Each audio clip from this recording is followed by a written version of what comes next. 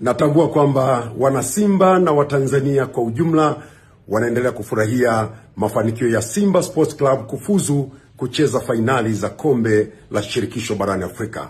Hongera sana Simba, hongera sana kwa Watanzania wote kwa mafanikio haya makubwa. Sasa tunatambua kwamba katika hatua ya nusu fainali, Mheshimiwa Rais Dr. Samia Suluhu Hassan alitoa goli la mama kiasi cha shilingi milioni 20 kwa goli moja la mechi ya ushindi. Mheshimiwa Rais anawapongeza sana Simba, anawatakia kila la heri katika hatua ya fainali. Mheshimiwa Rais anaamini kwamba Simba watabeba kombe la shirikisho barani Afrika katika michuano hii. Sasa katika fainali tunatambua kwamba kutakuwa na mechi mbili, ya nyumbani na ya ugenini.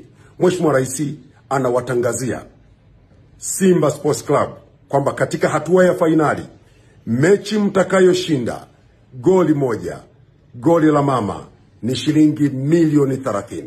Shilingi milioni 30 kwa goli moja mtakaloshinda. Mkifunga mawili 60, mkifunga matatu 90, mkifunga manne 120. Mheshimiwa Rais anafanya hivi kuwatia hamasa Simba Sports Club, wachezaji wawe na morali, waweke juhudi uwanjani, washinde, wapeperushe bendera ya Tanzania. Ndugu zangu, michezo ni uchumi, michezo ni burudani, michezo ni ajira. Simba wanaposhinda katika mashindano haya makubwa, wanapeperusha vyema bendera ya Tanzania, wanatangaza fursa za uchumi za Tanzania, uwekezaji, biashara, utalii. Mapato yake kila Mtanzania atanufaika nayo. Mheshimiwa Rais anafanya haya kimkakati, kuunga mkono michezo iende kimataifa ili nchi inufaike na fursa zilizopo katika ulimwengu wa michezo. Kila la heri Simba, kila la heri wanalunyasi.